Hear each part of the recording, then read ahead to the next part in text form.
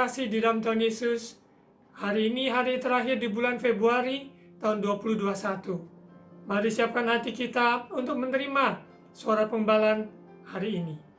Bapa, kami bersyukur Engkau Bapa yang setia dengan tiang awan pada siang hari maupun tiang api di malam hari menuntun umat-Mu di dalam jalan-jalan-Mu.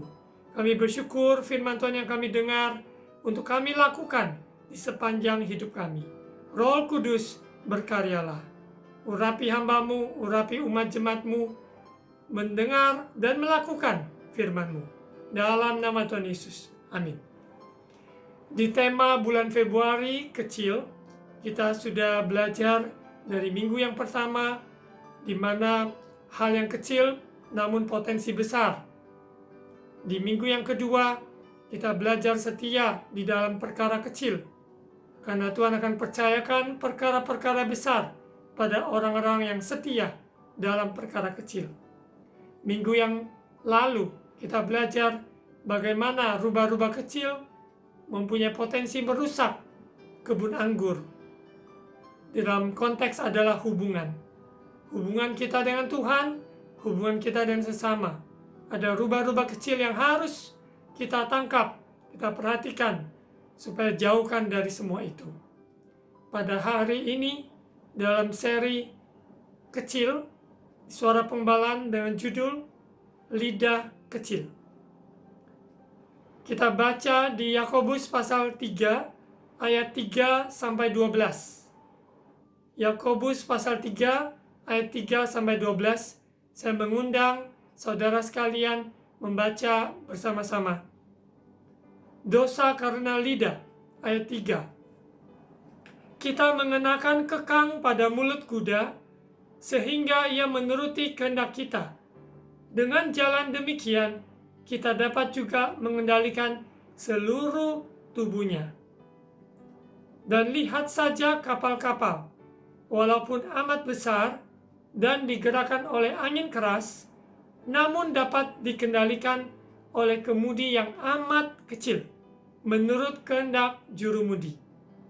Ayat 5, demikian juga lidah, walaupun suatu anggota kecil dari tubuh, namun dapat memegahkan perkara-perkara yang besar.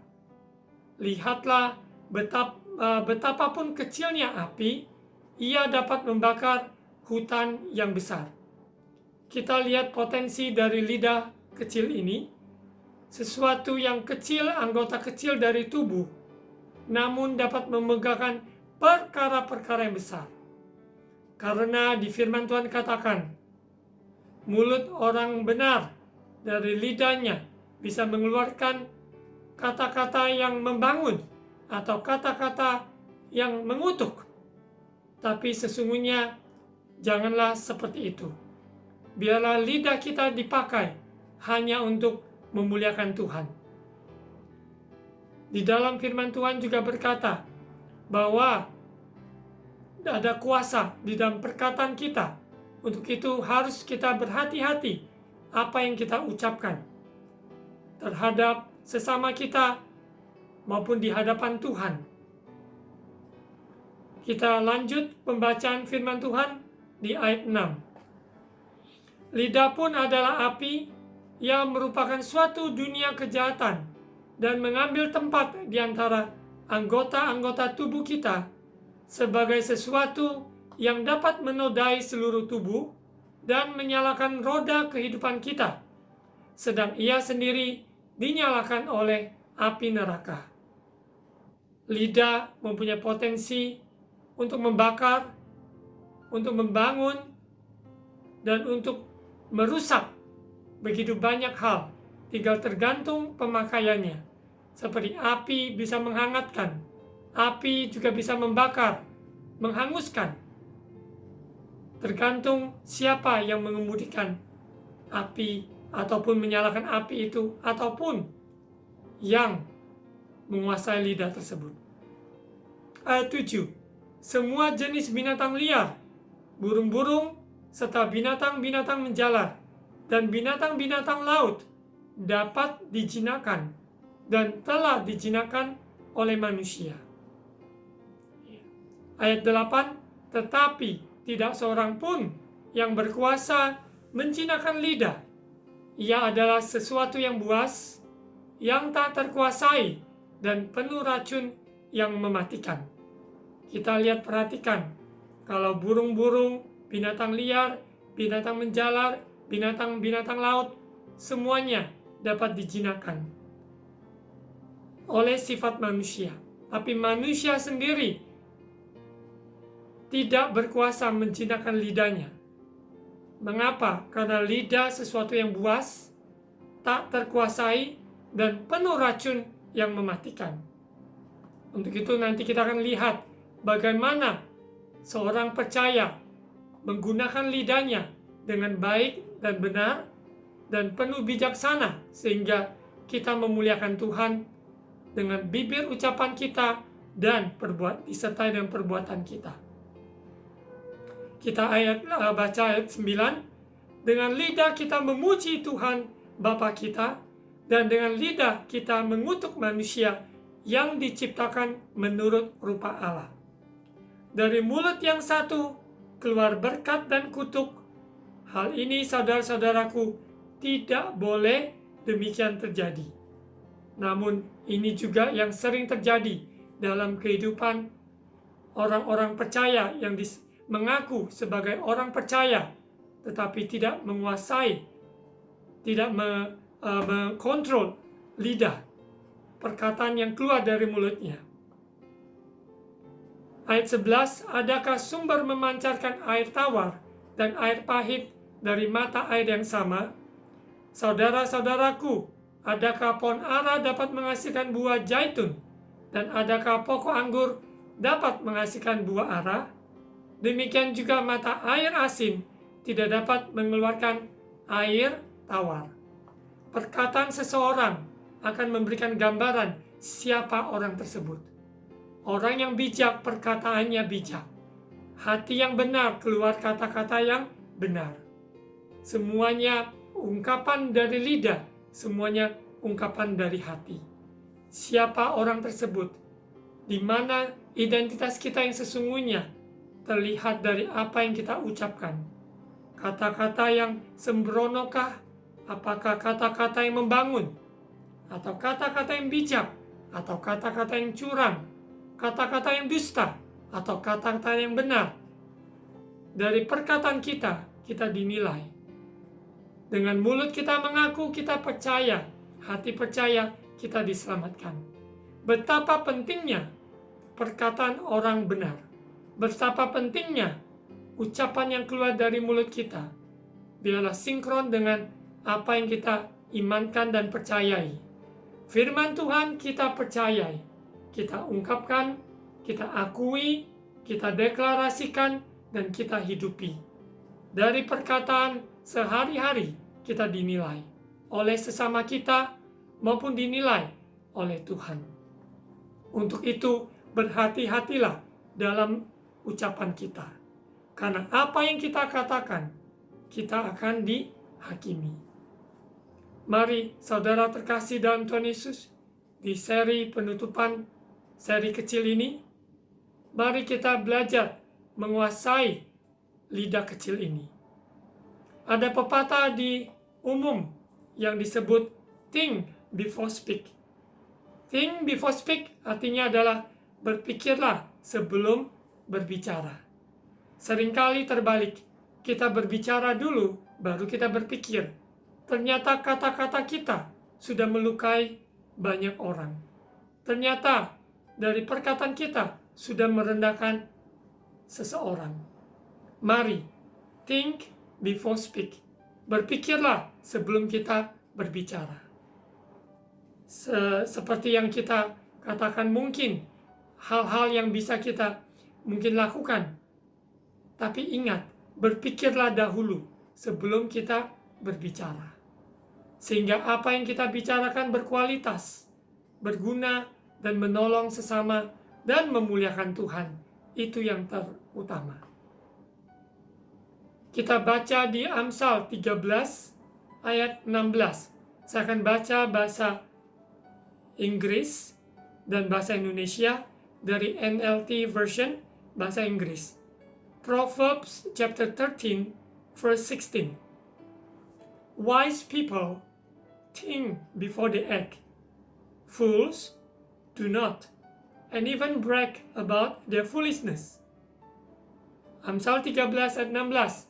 Orang cerdik bertindak dengan pengetahuan, tetapi orang bebal membeberkan kebodohan. Saya akan terjemahkan dari bahasa Inggris NLT.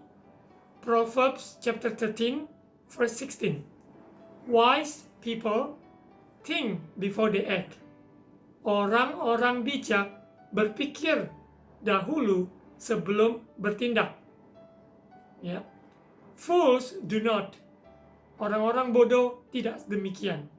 And even brag about their foolishness. Namun orang-orang bodoh, mereka tidak seperti itu. Bahkan mereka membangga-banggakan, membeberkan kebodohannya. Mereka tidak menyadari bahwa perkataan mereka bodoh, dan mereka membeberkan kebodohan mereka.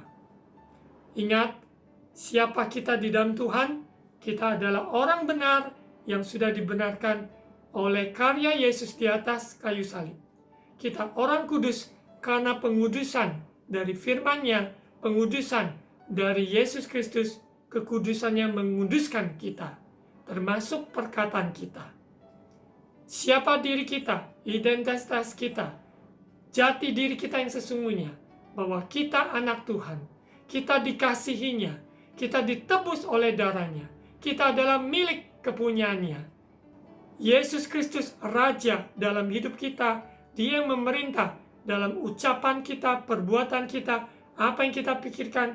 Biarlah mempunyai pikiran dan perasaan seperti Kristus, termasuk ucapan kita, ucapan-ucapan yang memuliakan Bapa di surga. Think before speak. Ini adalah pepatah yang umum, di mana kita sering dengar, berpikir dahulu sebelum berbicara ataupun bertindak. Kita akan lihat, think terdiri dari kata T-H-I-N-K, T-H-I-N-K. Dari huruf T mengambil kata true. Is it true? Apakah perkataan kita yang kita ucapkan adalah perkataan yang benar? Is it true? Apakah perkataan kita adalah perkataan yang benar? Huruf T ini. Ya. 1 Petrus 3 ayat 10. Siapa yang mau mencintai hidup dan mau melihat hari-hari baik, ia harus menjaga lidahnya terhadap yang jahat dan bibirnya terhadap ucapan-ucapan yang menipu. Berapa banyak orang-orang yang berkata-kata tidak benar sehingga merusak hubungan satu dengan lain dengan kata-kata gosip, kata-kata yang menipu, dan posting-postingan yang merusak, bukan hanya dari tulisan tapi dari ucapan, menyebar fitnah, kebencian satu dengan yang lain. Itu hal yang tidak benar. Untuk itu kita perhatikan apakah perkataan kita ada mengandung fitnah, mengandung hal yang tidak benar, mengandung kebencian, mengandung kepahitan. Apabila ada, untuk itu jangan kita ucapkan. Kenapa? Karena itu akan melukai, akan merusak hubungan satu dengan yang lain. Ayat Amsal pasal 25 ayat 18. Orang yang bersaksi dusta terhadap sesamanya adalah seperti gada atau pedang atau panah yang tajam. Bahasa Inggrisnya Proverbs chapter 25 verse 18. Telling lies about others is as harmful as hitting them with an axe, wounding them with a sword, or shooting them with a sharp arrow. Orang yang berkata dusta terhadap seseorang, terhadap orang lain, sama bahayanya seperti memukul mereka dengan kapak, melukai mereka dengan pedang, menembak mereka dengan busur yang tajam. betapa pentingnya, bahayanya perkataan yang dusta. Hendaklah jauh dari kehidupan kita. Mari perhatikan apa yang kita ucapkan, apakah itu benar. Kalau tidak ada kebenaran, dicek realita kebenarannya, jangan kita ucapkan. Karena itu akan menjatuhkan, akan merusak, bahkan membunuh, bahkan melukai. Amsal pasal 12 ayat 17. Siapa mengatakan kebenaran, menyatakan apa yang adil, tetapi saksi dusta menyatakan tipu daya. Kita mengatakan kebenaran, menyatakan apa yang adil, semua yang benar, semua yang mulia, semua yang sedap didengar, itu yang kita pikirkan, itu juga yang kita ucapkan. Tetapi saksi dusta yang ada adalah tipu daya. Mari kita perhatikan, is it true? Apakah yang kita ucapkan hal-hal yang benar, sesuai kebenaran firman, maupun juga realita yang benar, perkataan-perkataan yang sungguh-sungguh dapat dibuktikan kebenarannya.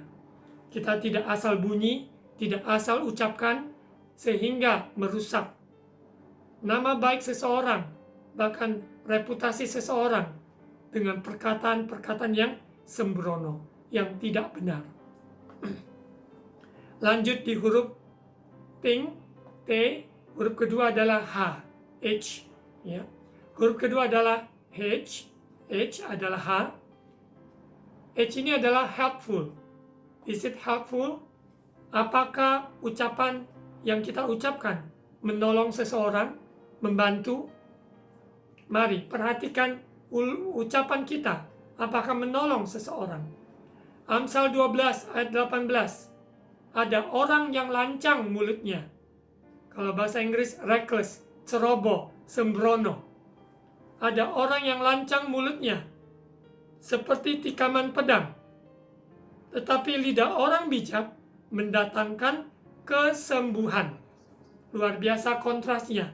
Yang reckless, yang lancang, yang ceroboh, yang sembrono, seperti tikaman pedang. Namun, perkataan lidah orang bijak mendatangkan kesembuhan. Berarti ucapan kita membawa kesembuhan bagi hati yang terluka, bagi jiwa yang sedang remuk, sedang sedih, sedang galau. Tapi lewat perkataan kita, lidah ucapan orang benar, orang bijak, maka membawa kesembuhan, pemulihan bagi sesama kita. Is it helpful?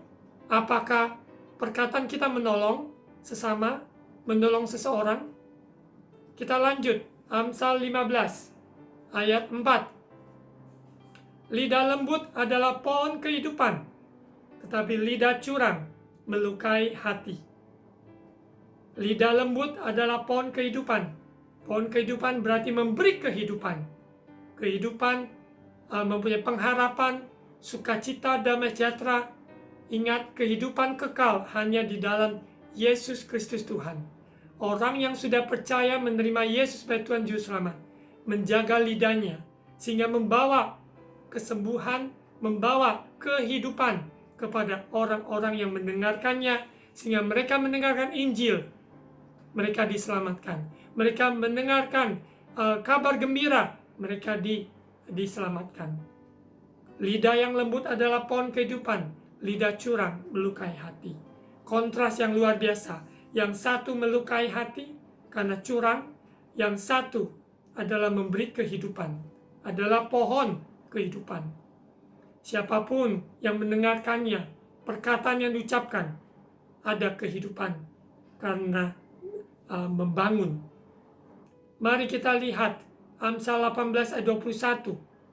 Hidup dan mati dikuasai lidah, siapa suka menggemakannya akan memakan buahnya.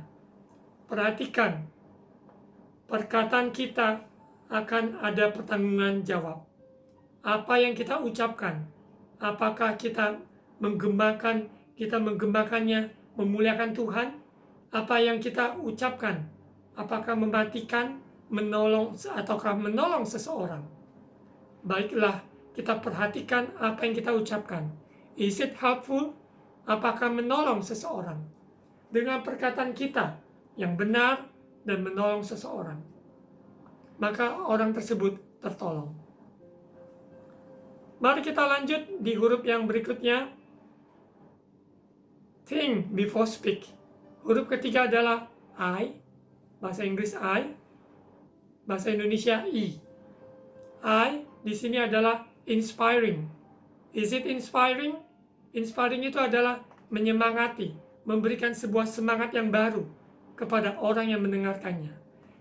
Kita perhatikan apakah ucapan kita, lidah ucapan kita, lidah kecil ini menyemangati seseorang. Amsal 21 ayat 23. Siapa memelihara mulut dan lidahnya, memelihara diri daripada kesukaran. Ada kesukaran yang ada di tengah-tengah kita saat ini. Namun yang perkataan kita, apakah kita mau menyemangati sesama kita? Kita pelihara mulut dan lidah kita, maka kita pelihara diri daripada kesukaran. Ada kececokan dalam sebuah hubungan, atau di dalam rumah tangga, atau di dalam sebuah komunitas, kelompok, dan sebagainya. Bila Tuhan pakai kita dalam menyemangati seseorang untuk mempunyai pengharapan hidup di kemudian hari, percaya pada Tuhan dengan sepenuh hati. Bila Tuhan pakai lidah kita untuk menyemangati, Roh Tuhan ada pada saudara dan saya. Roh Tuhan mengurapi kita semua, sehingga kita mengucapkan lidah seorang murid untuk berkata-kata yang membangun, yang menyemangati. Is it inspiring? Tidak kata-kata yang sia-sia, tidak kata-kata yang sembrono ataupun yang berlebihan, tapi kata-kata kita benar-benar kata-kata yang menyemangati, memberikan seseorang sebuah daya pengharapan untuk menghadapi hari esok. Efesus pasal 4 ayat 29. Janganlah ada perkataan kotor keluar dari mulutmu, tetapi pakailah perkataan yang baik. Perkataan yang baik untuk membangun, di mana perlu, supaya mereka yang mendengarnya beroleh kasih karunia. Kita hidup di tengah-tengah sekeliling kita, komunitas yang ada. Dari perkataan kita, dari postingan kita, dari kehidupan kita, biarlah membangun. Sehingga orang yang membacanya, yang mendengarnya, dalam konteks ini lidah, yaitu orang yang mendengarkan perkataan kita, mereka beroleh kasih karunia. Mereka boleh diselamatkan oleh perkataan kita. Mari saudara terkasih, is it inspiring? Perkataan kita apakah menyemangati? Kita lanjut. Di huruf yang berikutnya, think before speak. Huruf N. N itu adalah necessary. Apakah perlu? Is it necessary? Perkataan begitu banyak perkataan. Apakah perkataan ini tepat waktu? Apakah perkataan ini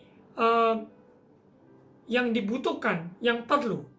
Seperti Ayub di dalam firman Tuhan, dalam dia menghadapi kehidupan di mana dia melewati ujian, teman-temannya, perkataan-perkataannya, semua perkataan-perkataan yang luar biasa baik, bagus. Namun, apakah dibutuhkan oleh Ayub pada saat itu? Sesungguhnya Ayub pada saat itu, mari kita meratap bersama orang yang sedang meratap berduka dengan orang yang berduka. Biarlah kita memberikan telinga untuk mendengar, kita memberikan perhatian bagaimana kabarnya. Bukan menambahi dengan kata-kata yang tidak perlu.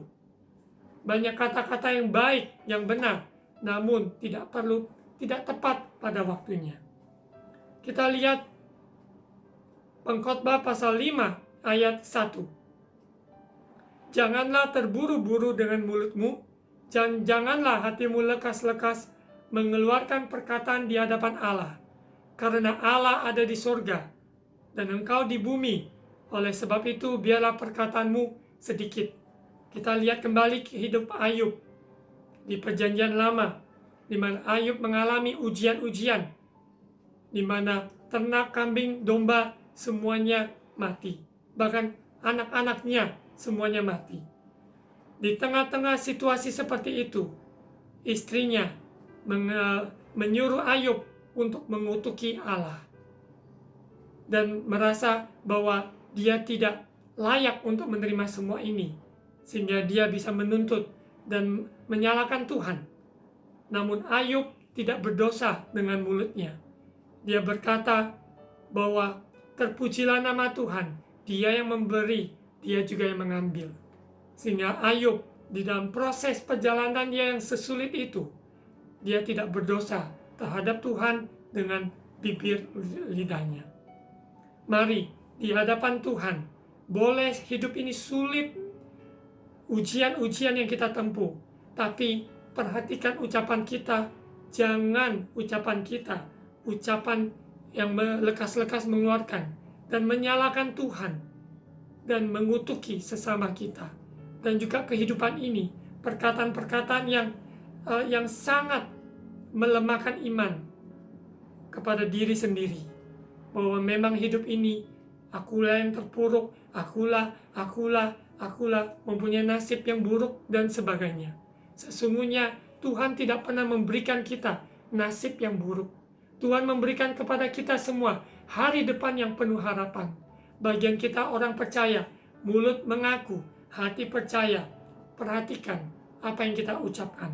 Apakah perlu kita ucapkan di hadapan Tuhan maupun dengan sesama kita. Amsal 10 ayat 19. Di dalam banyak bicara pasti ada pelanggaran, tetapi siapa yang menahan bibirnya berakal budi.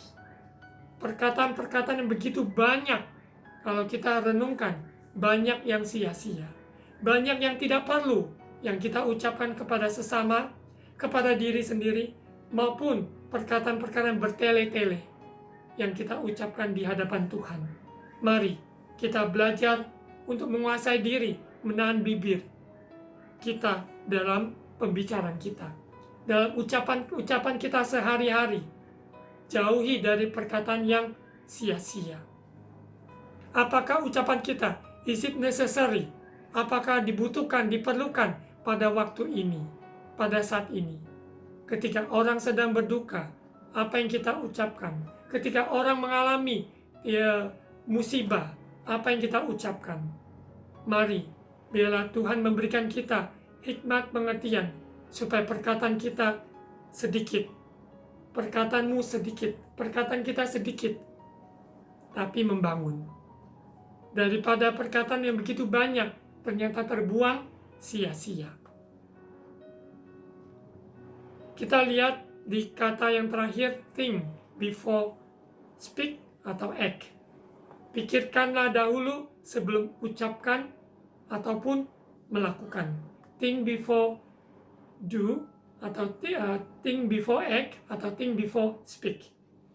Is it kind? Kata kind dari huruf K. Is it kind? Apakah yang kita ucapkan, yaitu ucapkan dengan baik? Ya, kind itu gracious, jadi dengan penuh kasih, jadi tidak hambar. Ucapan yang ada kasih. Karena di tengah-tengah kondisi seperti ini, apakah perkataan kita perkataan pedas, atau perkataan-perkataan yang keras, atau perkataan-perkataan yang sungguh-sungguh lemah lembut, penuh kasih? Kita jangan artikan lemah lembut dengan arti kata toleransi. Jangan kita katakan penuh kasih berarti kita kompromi. Tidak seperti itu. Yang dimaksudkan ini adalah mari kita menjaga dari nada bicara kita, perkataan yang kita keluar. Itu sangat menentukan. Dari nada, dari menggunakan kata yang tepat. Ini sangat penting. Apakah perkataan kita baik? Hal hari ini banyak perkataan-perkataan yang maupun di film-film yang ada di Hollywood khususnya, perkataan-perkataan yang menghujat nama Tuhan, melecehkan sesama, melecehkan pemerintah, atau merendahkan satu dengan yang lain. Suku, perbedaan, agama, itu harusnya itu tidak boleh ada di dalam mulut orang-orang benar, orang bijak, orang yang takut akan Tuhan. Kita lihat di Amsal 15 ayat 1. Jawaban yang lemah lembut meredakan kegeraman, tetapi perkataan yang pedas membangkitkan marah. Perhatikan perkataan kita. Apakah perkataan kita jawabkan dengan lemah lembut atau perkataan yang pedas? Perkataan yang pedas, kita tanya A, dijawab yang sangat menyakitkan, melukai. Itu perkataan yang pedas. Jadi perhatikan yang tadi yang pertama, apakah perkataan kita benar? Sekalipun itu benar, tapi ucapkanlah dengan baik-baik. Apakah ucapan yang benar itu ataupun membantu? Ataukah itu tepat pada waktunya untuk diucapkan? Apakah diperlukan pada saat ini? Harus kita perhatikan. Kita lihat di Kolose pasal 4 ayat 6. Kolose pasal 4 ayat 6. Hendaklah kata-katamu senantiasa penuh kasih, jangan hambar, sehingga kamu tahu bagaimana kamu harus memberi jawab kepada setiap orang. Kata-kata kita penuh kasih, kasih yang sejati. Kasih itu sabar, kasih itu murah hati, kasih itu tidak mementingkan diri sendiri. Semua ada di 1 Korintus pasal 13 ayat 4 sampai ayat 7. Bila kata-kata kita penuh kasih, itu berarti ucapan kita baik.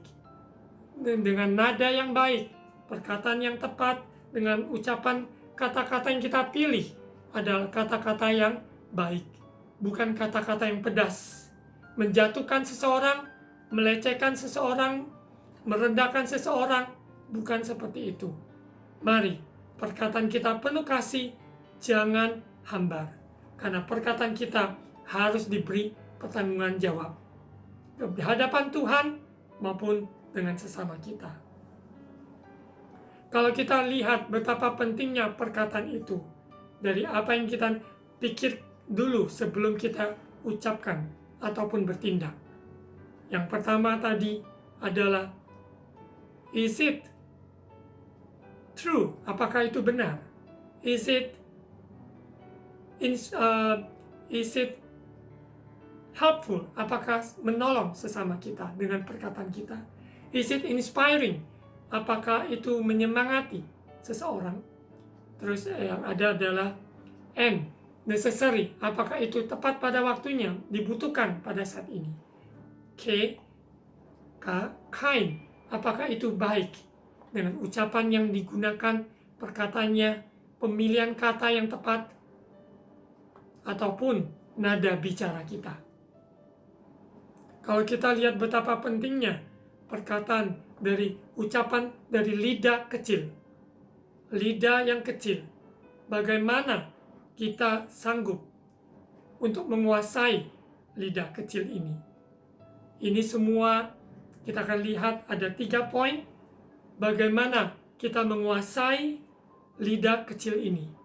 Lidah kecil ini kalau kita biarkan dia berkata-kata, maka dia akan keluar kata-kata buas, kata-kata jahat, kata-kata curang, kata-kata sembrono, kata-kata yang melukai, kata-kata yang sia-sia. Namun, orang benar, orang percaya, hidup oleh Roh Kudus yang menuntun hidup kita. Kita akan lihat, perhatikan, ada 3 hal yang mendasar. Mari, perhatikan. Ada 3 hal bagaimana kita bisa menguasai lidah kecil ini. Yang pertama, cek kondisi hati kita. Cek kondisi hati kita. Seseorang yang sakit dalam perkataannya, melukai, curang, kotor, kata-kata yang sembrono, kata-kata yang sia-sia, setiap perkataan yang keluar karena ada yang sakit di hatinya. Ada sesuatu di hatinya yang tidak beres. Untuk itu mari periksa hati kita.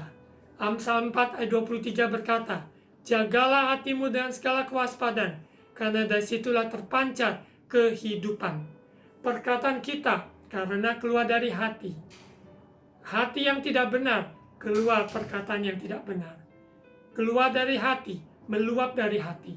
Kata-kata yang membangun atau kata-kata yang menjatuhkan. Mari, yang pertama, cek kondisi hati. Seseorang yang datang ke dokter karena dia ada simptom. Simptom adalah gejala-gejala seseorang sakit. Seseorang gejala sakit karena mungkin panas, ada demam, mungkin batuk-batuk, pilek, dan sebagainya. Itu adalah gejala-gejala yang ada di dalam yang terjadi. Begitu pula perkataan seseorang yang pedas, yang jahat, yang kotor. Perkataan-perkataan tersebut berarti orang tersebut sedang sakit. Orang sakit ketika bertemu dengan dokter akan dicek dengan suhu, pengukur suhu maupun temperatur maupun juga tekanan darah, dan juga ini dan itu akan diberikan pemeriksaan. Di dalam hal lidah kecil ini, yang pertama, cek kondisi hati. Kondisi hati seseorang. Mari kita jaga hati kita sehingga tidak tercemar dengan hati yang jahat, iri, pecah belah, sombong, dan sebagainya. Amsal 16 ayat 23. Hanya Tuhan yang mengetahui hati kita. Hanya Dia yang bisa mengoreksi. Hanya Dia menyelidiki hati kita. Hanya Dia bisa mengoperasi hati kita. Hati yang busuk, hati yang kotor, Dia yang bisa membersihkan seputih salju. Darah Yesus menyucikan hati kita. Cek kondisi hati kita. Amsal 16 ayat 23. Hati orang bijak menjadikan mulutnya berakal budi, dan menjadikan bibirnya lebih dapat meyakinkan. Saya suka di bahasa Inggris, Proverbs chapter 16, verse 23. Kita lihat di screen. Proverbs chapter 16, verse 23. The heart of the wise teaches his mouth. Hati orang bijak mengajari bibirnya. Hati orang bijak mengajari bibirnya. Jadi kalau hati kita benar, hati kita kondisinya, hati yang gembira adalah obat yang manjur. Perkataan kita juga akan menyembuhkan. Hati kita beres, hati kita bijak, takut akan Tuhan, perkataan kita tidak akan curang. Heart of the wise teaches his mouth. Hati orang bijak mengajari bibirnya. And adds learning to his lips. Menambahkan pengetahuan, pembelajaran bagi lidahnya, bagi bibirnya, bibir ucapannya. Jadi orang bijak, hatinya yang bijak, maka dia akan mengajari ucapan bibirnya pasti bijak. Hati yang takut akan Tuhan mengeluarkan kata-kata yang membangun, kata-kata yang memuliakan Tuhan, tepat waktunya, dan menolong sesamanya, seperti yang tadi sudah diutarakan di awal. Kita lihat 1 Petrus 4 ayat 11. Jika ada orang yang berbicara, baiklah ia berbicara sebagai orang yang menyampaikan firman Allah. Jika ada orang yang melayani, baiklah ia melakukannya dengan kekuatan yang dianugerahkan Allah, supaya Allah dimuliakan dalam segala sesuatu, karena Yesus Kristus ialah yang mempunyai kemuliaan dan kuasa sampai selama-lamanya. Amin. Sebagai orang tua, hati-hati apa yang kita bicarakan, ucapkan kepada anak-anak kita.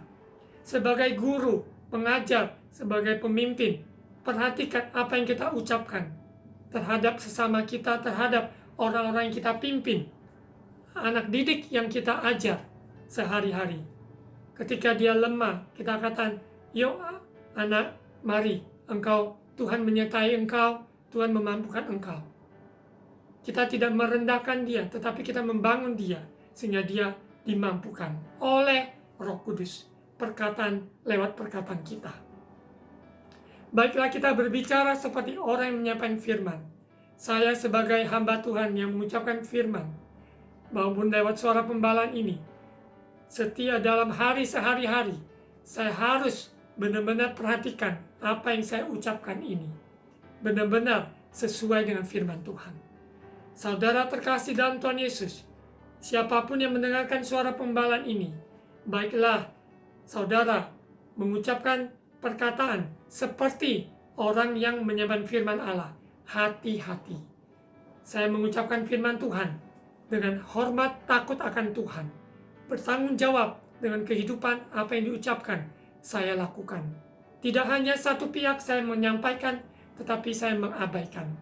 Untuk itu, mari saudara, ketika kita berkata-kata, berkata-katalah seperti orang yang menyampaikan firman Allah. Kita lanjut, poin yang kedua, bagaimana kita menguasai lidah kecil. Poin yang kedua, kita butuh pertolongan Roh Kudus. Kita tidak sanggup dengan kekuatan kita. Kita ingat, orang yang dipimpin Roh, hidup dalam Roh, berkata-kata dalam Roh, maka Tuhan yang memberikan lidah-lidah asing.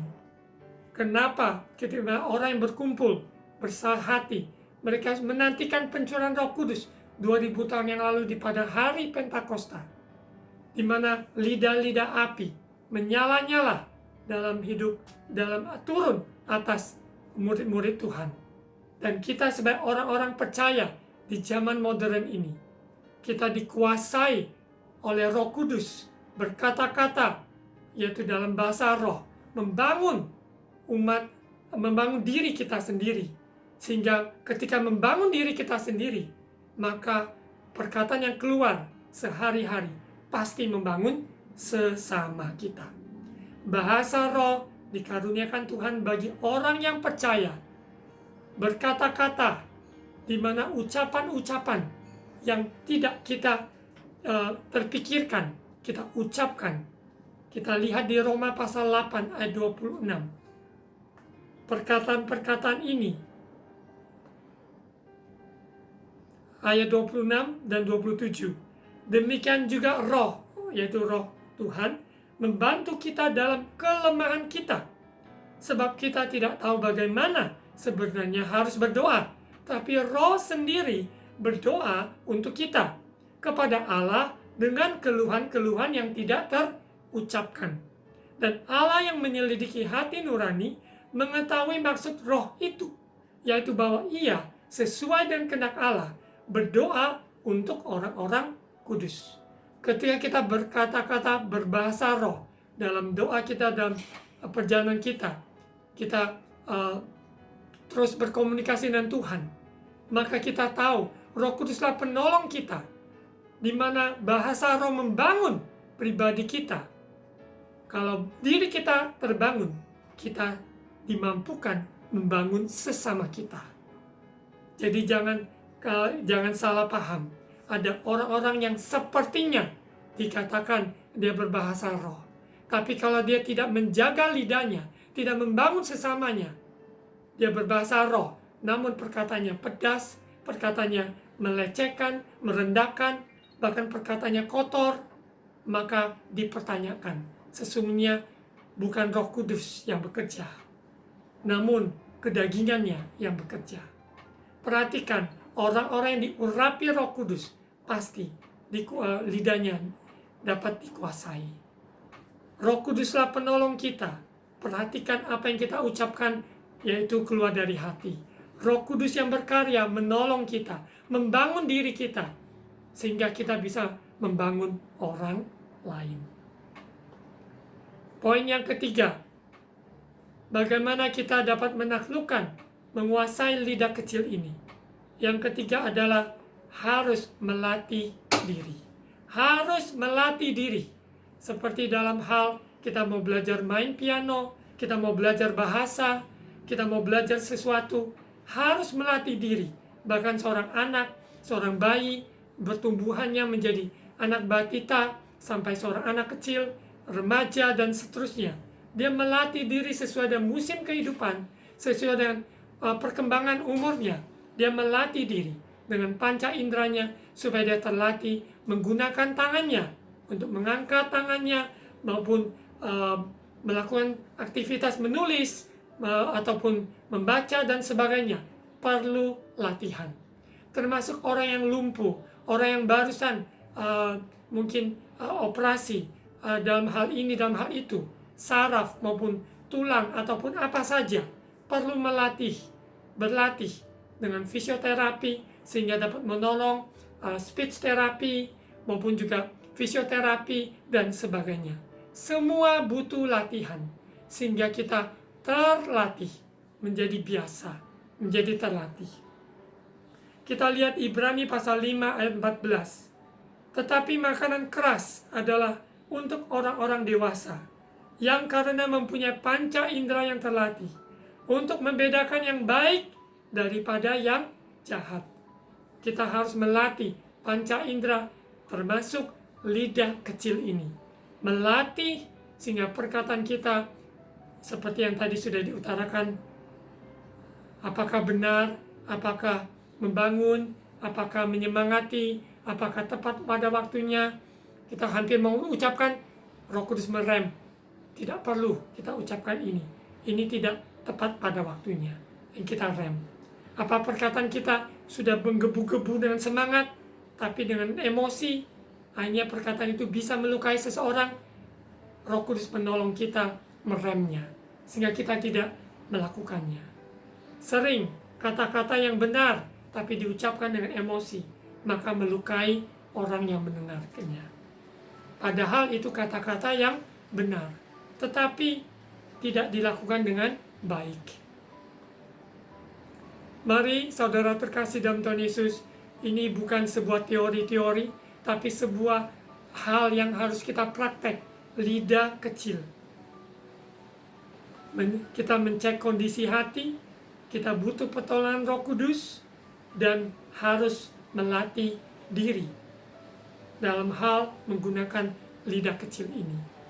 Sebagai ayat penutup, 1 Petrus pasal 3 ayat 10, sebagai ayat penutup, siapa yang mau mencintai hidup dan mau melihat hari-hari baik, ia harus menjaga lidahnya terhadap yang jahat dan bibirnya terhadap ucapan-ucapan yang menipu.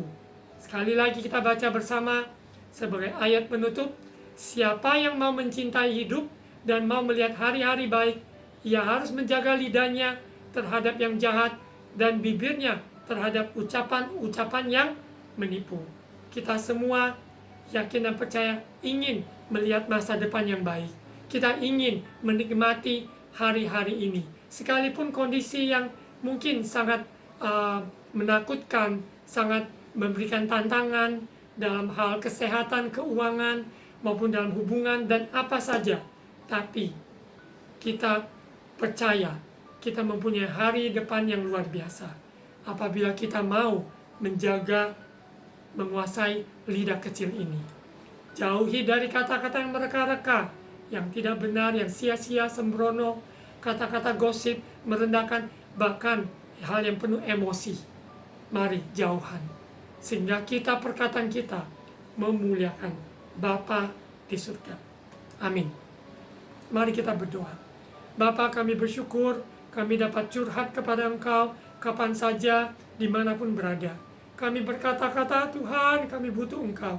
Roh Kudus, tolong kami, tolong umat jemaat-Mu Tuhan, supaya maupun kami pribadi pas pribadi mencek kondisi hati kami, sehingga karena dari hati inilah sumber perkataan-perkataan kami, apakah perkataan yang bijak atau perkataan yang sembrono. Tolong kami, Roh Kudus, supaya hati ini bersih, hati ini dikuasai oleh firman Tuhan. Roh Kudus, tolong kami. Maupun Roh Kudus yang menguasai, memimpin hidup kami dalam roh, sehingga Roh Kudus yang menolong kami berkata-kata kepada di hadapan Tuhan, sehingga kami membangun diri kami dengan bahasa roh, dan kami juga dapat, sehingga kami dapat membangun sesama kami dengan perkataan-perkataan sehari-hari kami. Roh Kudus, tolong kami, melatih diri kami, melatih ucapan lidah kecil ini yang keluar sungguh-sungguh memuliakan Bapa di surga.